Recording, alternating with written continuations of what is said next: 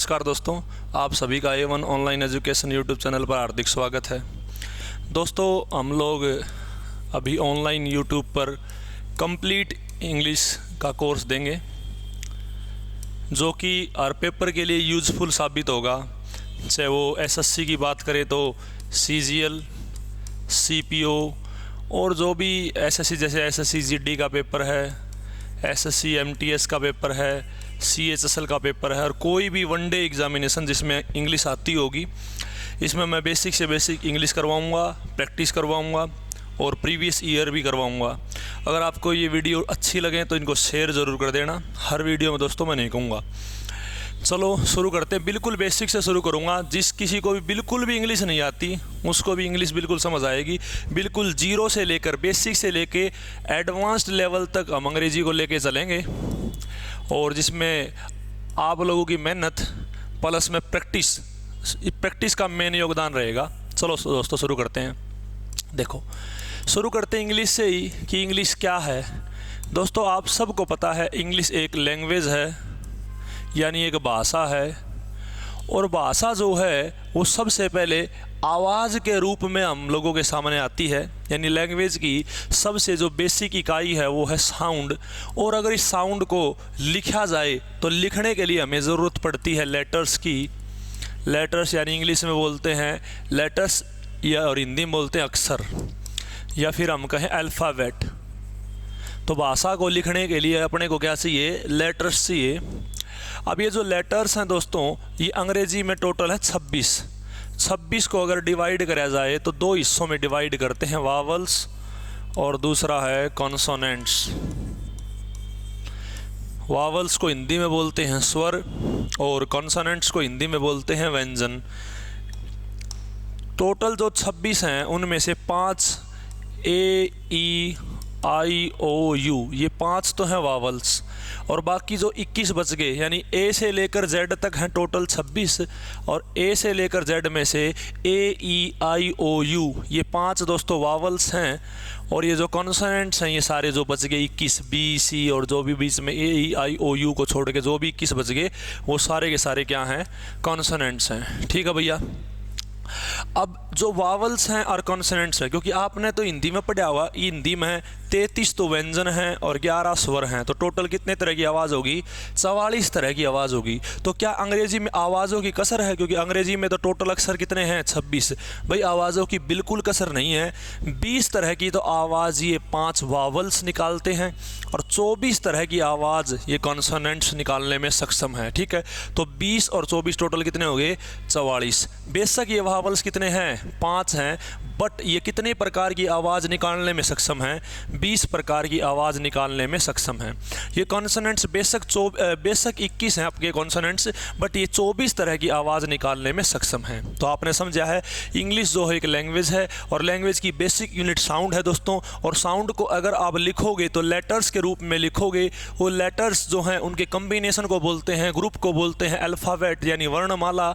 इस वर्णमाला में, अंग्रेजी वर्णमाला में टोटल 26 वर्ण यानी 26 अक्षर हैं। 26 वर्णों को दो हिस्सों में डिवाइड किया गया है, वावल्स और कॉन्सोनेंट्स।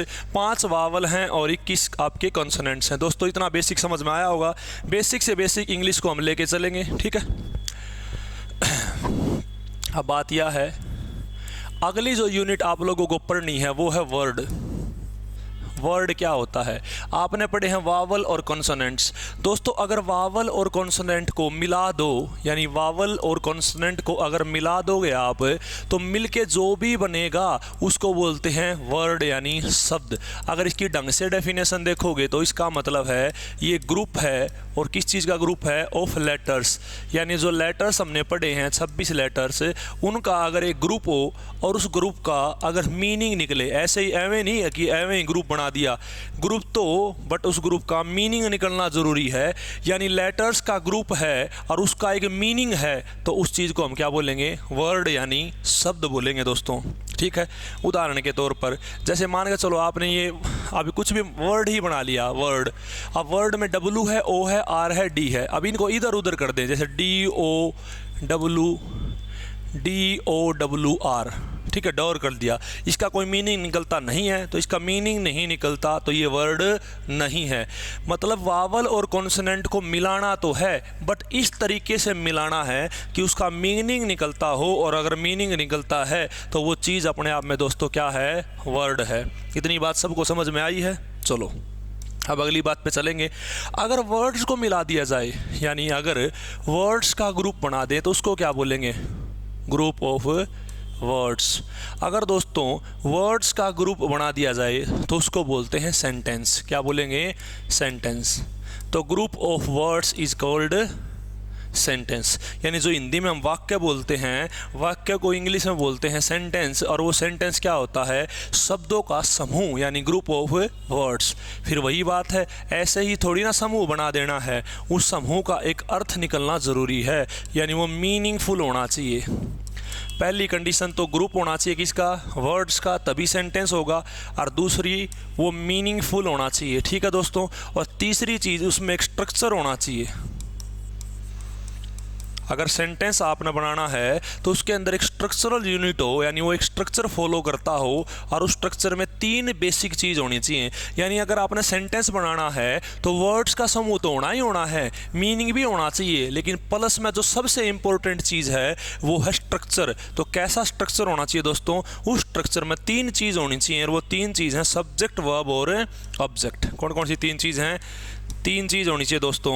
एक तो है सब्जेक्ट, और दूसरा है वर्ब, और तीसरी चीज़ है ऑब्जेक्ट। यानी एक सेंटेंस बनाने के लिए आपके पास बेसिकली 3 चीज़ों का होना बहुत ज़रूरी है, और वो 3 चीज़ हैं सब्जेक्ट, वर्ब और ऑब्जेक्ट।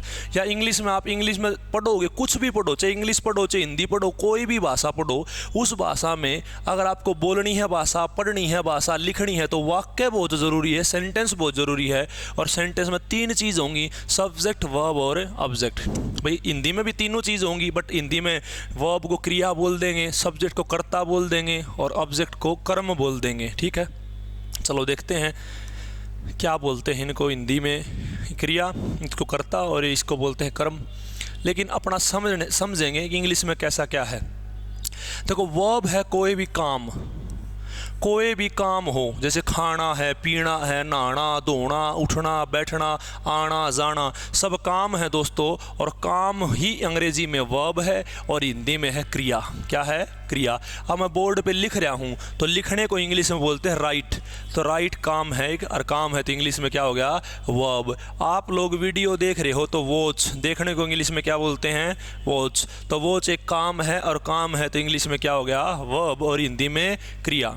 अब काम है तो कोई ना कोई करने वाला भी होगा, तो जो भी इस काम को करेगा वो होता है सब्जेक्ट। क्या होगा दोस्तों, सब्जेक्ट। और जिसके लिए वो काम हुआ है, या जिस पर उस कार्य का असर पड़ेगा, वो होता है अपना ऑब्जेक्ट। तो ये तीनों बात समझ में आई होंगी दोस्तों। क्या समझ में आया है कि जो भी काम है उसको बोलते हैं वर्ब, काम को करने वाला होता है सब्जेक्ट, और जिसके लिए वो काम कराया गया है उसको बोलते हैं ऑब्जेक्ट। इतना बेसिक समझ में आया है। चलो 1-2 सेंटेंस लेंगे तब और ज़्यादा समझ में आ जाएगा। देखो अगर मैं कह दूँ Raju played cricket, Raju played cricket, इस सेंटेंस में आप ध्यान से देखोगे तो काम कौन सा है, काम हुआ है दोस्तों प्लेड, यानी खेलने का। काम कौन सा हुआ है, प्लेड, यानी खेलने का काम हुआ है। अब प्लेड माने खेलना है, तो ये एक काम है, और काम है तो इंग्लिश में इसको वर्ब बोलेंगे। अब खेलने का काम किसने कराया है, काम कराया है दोस्तों राजू ने। तो जिसने काम कराया है वो हिंदी में कर्ता, और अंग्रेजी में है सब्जेक्ट। ठीक है, अब खेलने का असर, यानी खेलने के काम का असर किस पर पड़ा है, वो पड़ा है जी क्रिकेट पर। यानी इस खेलने का काम का रिजल्ट कौन है, रिजल्ट है क्रिकेट। ठीक है दोस्तों, तो क्रिकेट इंग्लिश में क्या हो गया, ऑब्जेक्ट, और हिंदी में बोलते हैं इसको कर्म, कर्म। ठीक है दोस्तों, ये हो गया। तो समझ में आया होगा। यानी इंग्लिश में आपको सेंटेंस में 3 चीज़ ज़रूर समझ में आई होंगी कि एक तो सब्जेक्ट होता है दोस्तों, एक होता है वर्ब, और सबसे तीसरी जो चीज़ है वो क्या है, ऑब्जेक्ट।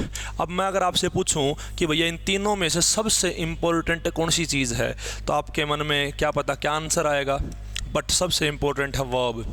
क्योंकि वर्ब का मतलब है काम, और काम को करने वाला है सब्जेक्ट, और जिस पर असर पड़े वो है ऑब्जेक्ट। तो सबसे पहले काम होगा, फिर ही तो करने वाला होगा, और करने वाला नहीं होगा तो जिस पर असर पड़ेगा वो क्या करेगा।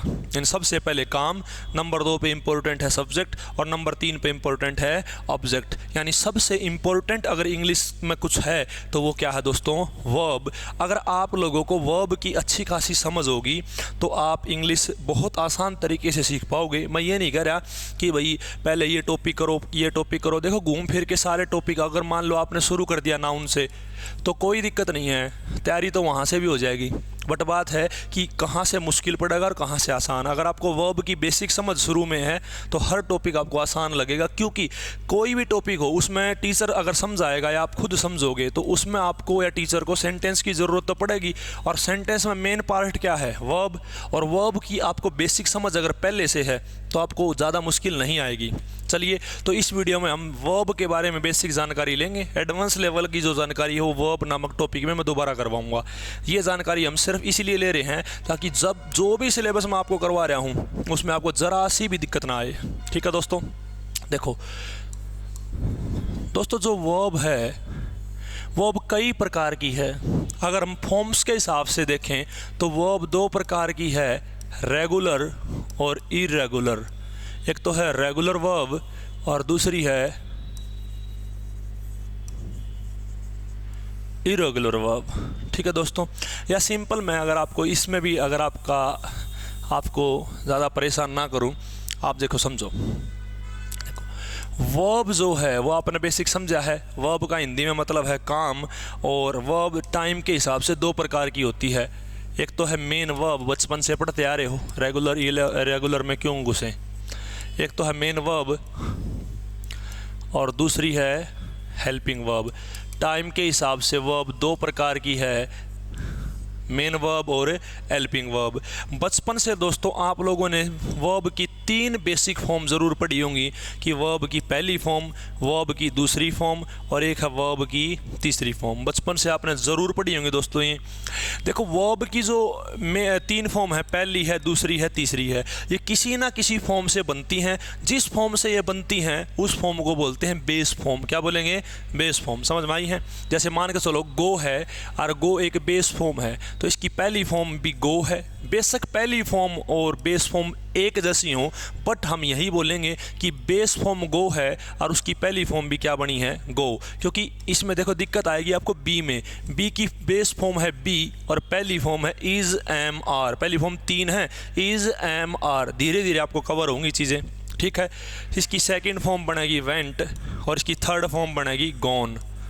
Go went gone. ठीक है दोस्तों, तो गो की पहली फॉर्म क्या है, गो, और दूसरी फॉर्म इसकी क्या है, वेंट, और तीसरी फॉर्म इसकी है गॉन। ठीक है, अब ये चीज़ है। अब दोस्तों ये जो पहली और दूसरी फॉर्म है ये और ये तीसरी फॉर्म है, ये है बेसिक फॉर्म। यानी ये इस पहली फॉर्म से ही बनेगी, पहली दूसरी तीसरी इस बेस फॉर्म से बनेगी अपनी। ठीक है, 2 फॉर्म और तैयार होती हैं। एक तो बेस फॉर्म में आईएनजी लग के, या ये कह सकते हो पहली फॉर्म में आईएनजी लग के, गोइंग, और एक और होती है पहली फॉर्म में एस या फिर ईएस लग के तैयार होती है, जैसे गो के साथ गोज। ठीक है दोस्तों, तो टोटल कितनी फॉर्म होगी, 5 फॉर्म होगी। पहली फॉर्म और एक पहली फॉर्म में एस या ईएस, पहली फॉर्म में एस या ईएस। एक आपकी दूसरी फॉर्म, एक तैयार होगी दोस्तों तीसरी फॉर्म, और एक तैयार होगी आईएनजी वाली फॉर्म। ठीक है भैया, देखो दोस्तों, जो पहली फॉर्म है और ये एस या ईएस वाली फॉर्म है, ये बिल्कुल एक जैसी हैं। समझ रहे हो, बस सिर्फ इनमें ये अंतर है, ये गोज यूज़ होती है सिंगुलर सब्जेक्ट के लिए और ये फर्स्ट फॉर्म यूज़ होती है प्लूरल सब्जेक्ट के लिए। और इनमें कोई भी डिफरेंस नहीं है, केवल नाम मात्र का डिफरेंस है कि गोज यूज़ होती है सिंगुलर सब्जेक्ट के लिए और गो यूज़ होती है प्लूरल सब्जेक्ट के लिए।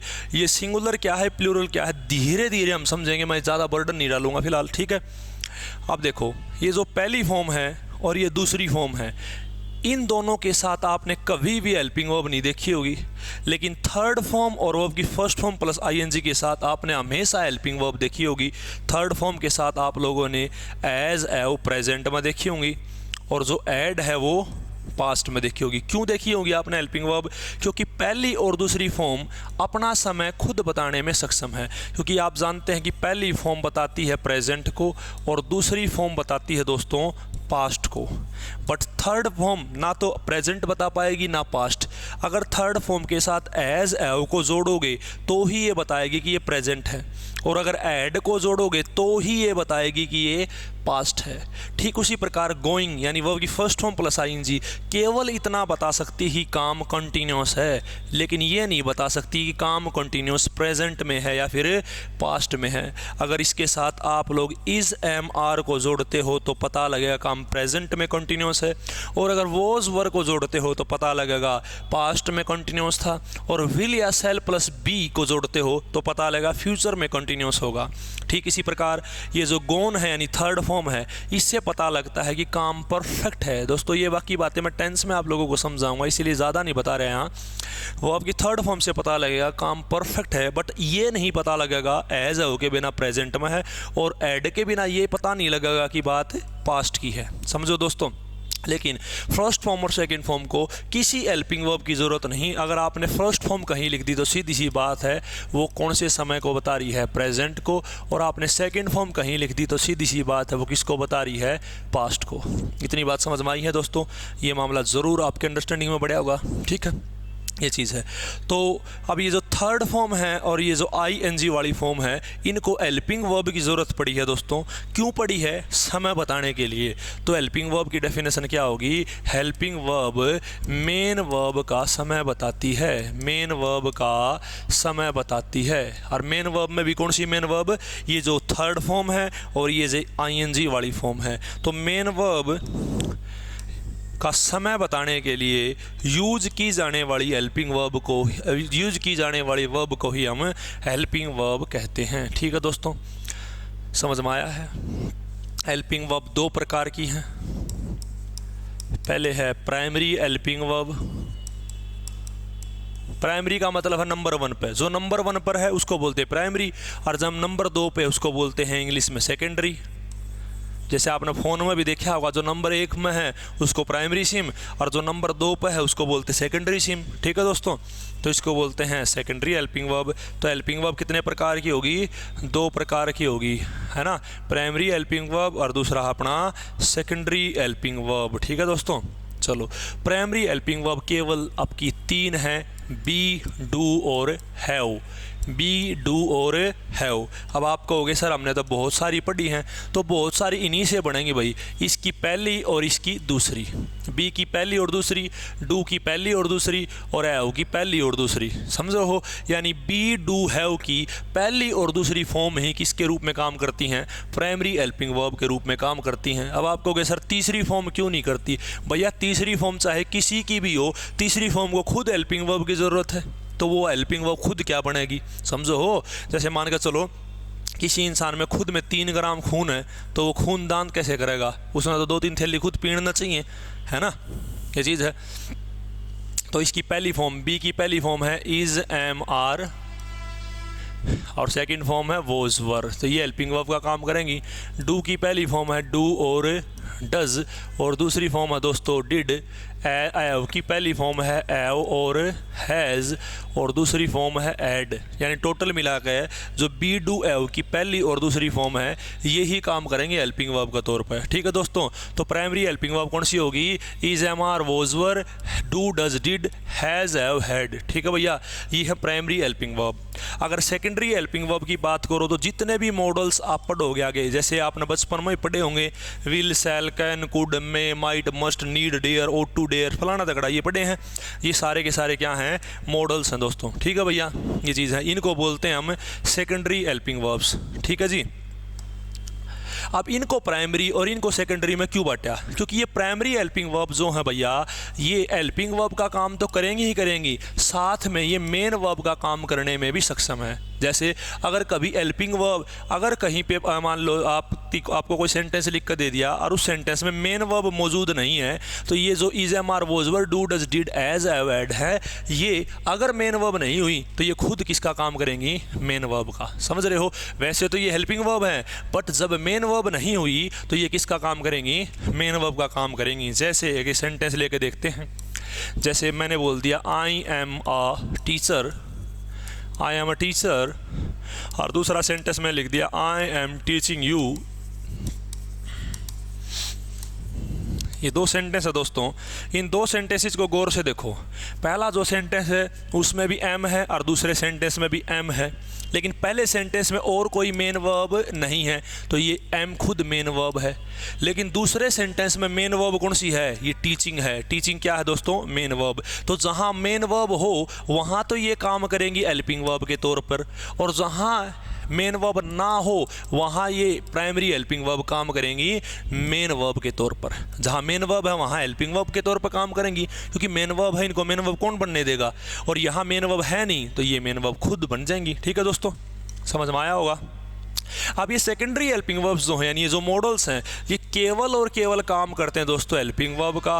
ये कभी भी मेन वर्ब का काम नहीं कर पाते हैं। ठीक है दोस्तों, लेकिन इसमें दो हैं, ये नीड और डेयर हैं, जो ये मेन वर्ब का भी काम कर देते हैं, और यूज टू जो है वो एडजेक्टिव यानी विशेषण का काम भी करता है। मैं आपको ज़रूरत से ज़्यादा चीज़ें यहाँ नहीं बता पा रहा, क्योंकि अगर यहाँ बताया तो ये टॉपिक यहीं समझाना पड़ जाएगा, और जो कि मैं समझाना नहीं चाह रहा हूँ इसको, ये सिर्फ आपका बेसिक तैयार करने की कोशिश कर रहा हूँ दोस्तों। ठीक है, ये चीज़ है, इसीलिए मैं बहुत कम चीज़ें यहाँ बताने की कोशिश कर रहा हूँ, जितना हो सके उतना ही यहाँ बताऊँ। ठीक है, तो टाइम के हिसाब से ये वर्ब का डिवीज़न समझ में आया होगा, हेल्पिंग वर्ब और मेन वर्ब, और हेल्पिंग वर्ब में प्राइमरी हेल्पिंग वर्ब और दूसरी है दोस्तों सेकेंडरी हेल्पिंग वर्ब। समझ में आया है दोस्तों? चलो अब देखते हैं वर्ब का आगे डिवीज़न। एक बार आप वर्ब को बेसिकली देख लो कि जो वर्ब है वो जो आपको याद करनी है ज़रूरी से ज़रूरी,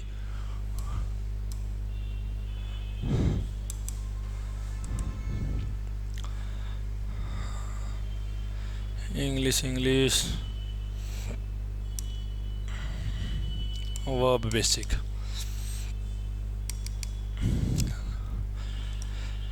देखो दोस्तों, आपको ये वर्ब की फॉर्म याद करनी बहुत ज़रूरी है। आप कोई भी बुक ले लो, मैं अगर मेरे से आप रिकमेंड करवाना चाहो तो मैं रिकमेंड करूँगा आप नीतू सिंह की नीतू सिंह की इंग्लिश है KD कैंपस की, तो नीतू सिंह की किताब ले लो, बहुत बढ़िया है, प्रैक्टिस के लिए बहुत बढ़िया है।